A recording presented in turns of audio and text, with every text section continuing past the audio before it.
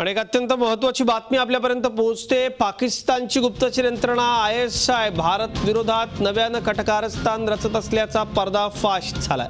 दहशतवाद्यांच्या मदतीने भारतात हल्ले घडवण्याच्या हालचाली ISI ने सुरू केल्याची माहिती भारतीय गुप्तचर खात्याने दिली आहे। त्यामुळे देशात अलर्ट जारी करण्यात आलाय। गुप्तचर संस्थेकडून पाकिस्तानचा पुन्हा एकदा पर्दाफाश झालाय।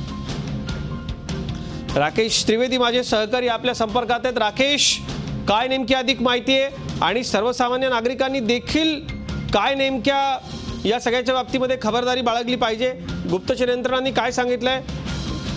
गुप्तचर विभागाने अशी माहिती दिली आहे की त्यांच्याकडे अशी बातमी भेटली आहे की जे ISI भारतात अतिरेकी हल्ला घडवण्याचा प्रयत्न करत आहे आणि एक वेपनचं मोठं जे कन्साइनमेंट आहे ते मुंबई किंवा गुजरातमध्ये ते लोक क्रॉस करण्याचा प्रयत्न करत आहेत। या कन्साइनमेंटमध्ये 80 पेक्षा जास्त AK-47 pistols, explosive, remote control operative devices असे जे वेगवेगळे जे वेपन्स आहेत ते त्यांना हा कन्साइनमेंट पाठवायचा आहे। त्याची तयारी ISI करत आहेत।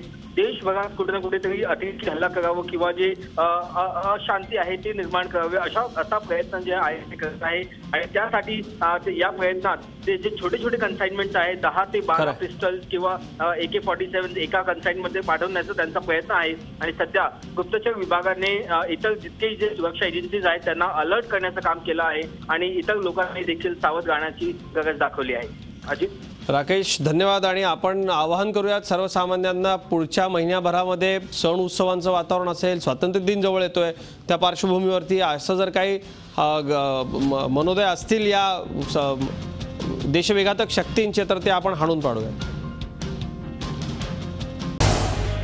झी 24 तास रहा एक पाऊल पुढे।